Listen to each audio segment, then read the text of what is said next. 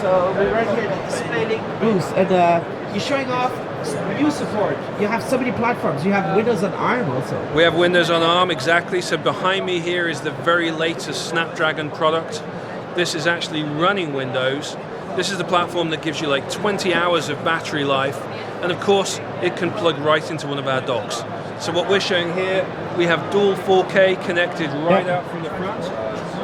So this is one of the new ones. Is it the HP or the Lenovo? This is the new HP. The HP one there. It's beautiful, very lightweight. It's the new HP Envy. So this is running the Snapdragon chip. We've got this connected single USB cord into an HP dock. What is this dock? This is the latest HP Type-C dock. Yeah. So this is available today. Is it this one? Today. It's a different one. This is just a render of a solution that we have for our advertising purposes. We don't put particular brands up there. Okay. But yeah, any dock can plug in. How many plugs do they have over here? So this one has dual, you'll see, DisplayPort, HDMI, you've got Gig Ethernet, multiple USB ports for output, as well as, of course, the captive cable to connect you. And on the front, you've also got Type-C and Type-A. So it's terrific for expansion. And of course, now you can take an ARM-based platform like this, which I know you love. Two more displays. Connect out two 4K, so you can see this is the host. Here's the dual 4K displays that we've got behind it, all over a single cable. No way. It just works. 4K plus Full HD. Yep. All in one ARM-powered Windows 10 device. Yep. And it's smooth. Yeah, it's great. Look at this. Can you play 4K games on both of them? So this is more of a productivity thing than a gaming thing.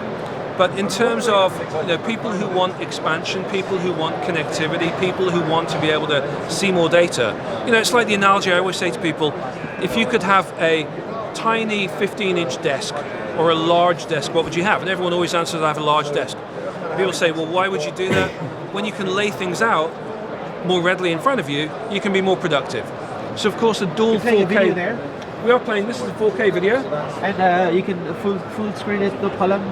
We can full screen that. Yep, there you go. And then over here, you could be browsing at the same time, maybe. Yeah, absolutely. So this is a real work environment where you can run on a very portable platform. Yeah. So if you take this, let's take this browser over there. So you just drag the browser over? Just drag the browser up here. And there you go now, we've got that environment, we've got puppies over here and browsing over there. All over one Type-C? All over one single Type-C. And it's getting charged at the same time? Yep. It's like a no-brainer. Everybody should get Display Link, right? It just works. How huge is Display Link so far? How many people are using this? So we sell to millions of people around the world. We have an installed base of. We provide solutions for Hewlett-Packard, for Dell, for Lenovo, for Targus, for any brand that you can pretty much think of. We're already working with them today, which is a fantastic position for us to be. We're very proud of that. We're also moving into different areas, of course, now, so we're expanding beyond just docking. We do a lot of adapter products as well, but we're also moving, of course, into the VR arena as well. Nice. And this is the VR. You're like a superstar with VR. What's going on here? So let me show you the differences here. So this is the HTC Vive. And on the back of here, if I turn this around, you'll see this is a DisplayLink XR solution, and you'll see it branded both DisplayLink XR and Intel. This is a reference design that we built to be able to show the world how our products can be used for VR. The great thing about this is that when we open up this back, you'll see there's a whole area here. This is where we plug in a battery. So the battery, the chipsets, the radio, everything is actually incorporated in this headset. And how long does it last, the battery? So the battery lasts around about 2 to 3 hours. But we also, on the bottom here, you'll see on the bottom, we have a port. That port not only can be used to charge the battery, but we can also put an external solution here going down to a belt. If you were to put a battery on the belt, there's people who like to do experiences. So if you put a battery in belt mount battery, that'll get you between 5 and 7 hours. So this is really incredible long life. This for the whole day. If you wanted to stay in VR for the whole day, you could pretty much do that with this solution. So this is reference design, but this one has cameras. Well, what's exciting about this is that we've now, just at CES, so which is a matter of what, weeks just ago, Last month. we've just announced with HTC the world's first wireless adapter. This is the HTC Vive wireless adapter that you can see here. It's not in the marketplace yet. Obviously, we've got a great partnership. We're very happy to be able to show this. And it supports not only the Vive 1, which is behind me, but also the Vive Pro. So the Vive Pro, is it augmented reality? they both have cameras, but the Vive Pro takes you to a much higher resolution. So the critical thing, of course, displaying, we can work across all resolutions, we scale. We've always said we'll give you a couple of generations of growth in this without problem. And what you're seeing with the Vive adapter here is that this will support as a retrofit not only the existing Vive, but also the new Vive Pro. And what's the resolution of the new one? The new one, gosh, I should have known the answer. It's much higher than the old one. It's about 70% more pixels. But I'd have to get back to the exact spec on that one. If you jump over here, you have actually, let's jump quickly here. Some people are right now using it. Right. So this is the wireless solution from Vive. This is using DisplayLink on the codec side. What we're actually showing here is a complete wireless environment. So you've seen our solutions before. This is our 8000 chipset that's integrated on the headset. This is the reference design that we just talked about. And as you can see behind me, it wouldn't be Barcelona if we didn't have soccer, right? So you're converting the whole thing into 60 gigahertz. So this is 60 gigahertz, 802.11 AD. Everything that's happening on the PC is being rendered in real time. It's being compressed using DisplayLink. It's being sent up to the headset. And you can see the guy behind me is playing soccer, catching the ball, trying to defend his goal in real time. The latency is so low that as he moves around trying to catch the ball, there's absolutely no lag at all. And you can see the enjoyment that people are having here to be able to utilize this. Now the beauty, of course, is that whilst this is gaming, we're not limited by gaming. This could be used for enterprise, this could be used for car development, this could be used for design reviews.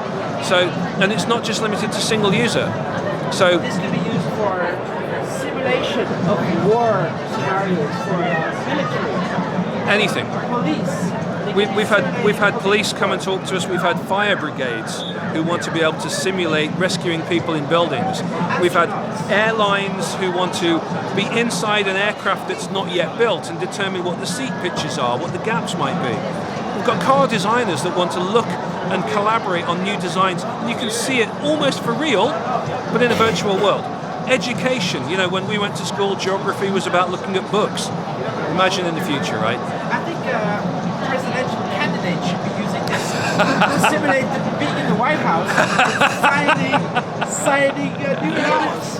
I couldn't possibly be drawn into that discussion, but there's so many uses for it. It might be helpful for them to kind of get a feeling of what it's going to be, and maybe they'll quit because it's not easy. Let's start over here. Okay, it's just over here. There's a lot of screens here. There are a lot of screens here. Now, what we're showing here is a little bit different. We've talked about DisplayLink and its scalability. So what we have here is a small Dell laptop. That Dell laptop is connected out to a Dell docking station. This Dell docking station, you can see 2 ports on the back here. Yeah. Those are display ports. And that's driving these 2 connections up here, which is giving you 2 4K. We daisy chained a second one. Maybe 2 4K is not enough. We'll give you 4 4K. Maybe 4 4K is not enough. We've daisy chained a third one, 6 4K. Maybe 6 4K is not enough. If your desk's really large enough, daisy chained another one, 8 4K. Now, how much bandwidth do you need on the one USB? Now, here's the thing. What is 8 4K? The reality of 8 4K is actually 2 times 8K. So 4 of these 4K is 1 8K of pixels. We're driving 2 times 8K of pixels over a single USB 3.1 Gen 1, 5 gigabits per second, not Gen 2. 5 gigabits. Just 5 gigabits per second. Are you maxing out the 5 gigabits when there's video going on and all of them? Or? No, because we have that compression capability, so we can scale to the available bandwidth. So the beauty is of this, we're actually allowing the full bandwidth to be utilized. We're updating as we need to. So where there's video running, you can see we're running full 4K video up there. That content is being rendered all the time. Our codec's very, very clever. It looks at what is changing. It updates in a way that's optimizing the bandwidth constantly, so that if a user now connects in a hard drive on one of these, starts doing a backup, we will just compress or optimize further for the video, for the output, for the other display areas, and we'll do that always in a way that keeps the quality at the maximum level.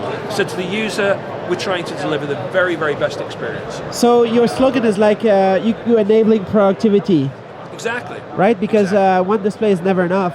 One display is never enough, and the more that you can see, like we mentioned earlier, if you can see more data, you can be more productive. And the Snapdragon 835 drives two 4Ks, and VOS is not. They were bought by Microsoft. there's no slowdown.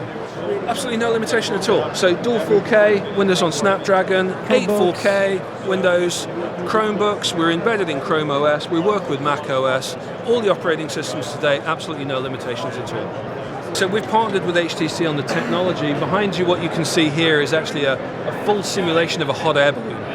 So what the guys have developed here is a simulator where when you're in the hot air balloon, you can actually be with the Vive headset. When you look around you, everything's mapped. So when you grab hold of these, you can physically see that in VR. When you look up above you, you'll actually see the burners. The burners you can actually activate, and all of this is going to be in a full wireless environment. Activate. So yeah, it's when you reach above you and you see don't actually heat up, do they? No, but when you reach above you and you will see it in VR, you can activate the toggle, which you physically feel, and then you'll actually see the burner come on. And then here, this guy is cabled, right? This guy's cabled, yeah. Yeah. But all the wireless. Okay, let's find another one. So we have this one, and then there's the one at the far end. This way. Pero aquí es un rayo.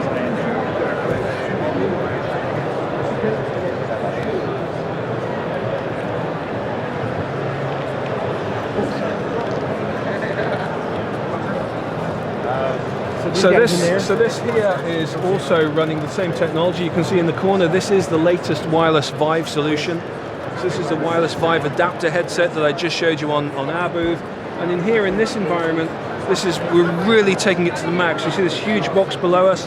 This is actually the classic multi-user VR.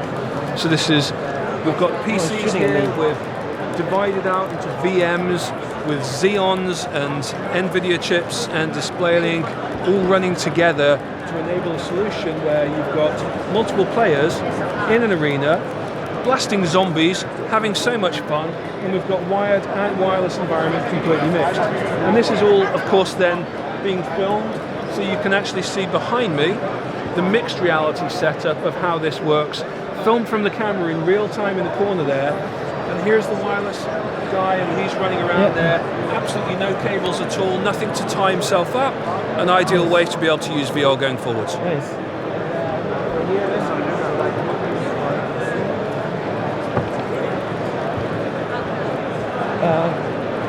There might be some other wireless things. So basically, they're happy with your solution. It's a great partnership that we've got. I think VR really, the extent of where VR can go has no limits. If you can imagine how it can be worked, it can really happen. I mean, some of the demos behind us here, you can see training for simulations into production lines. It's not just gaming. There's a whole enterprise element to this as well.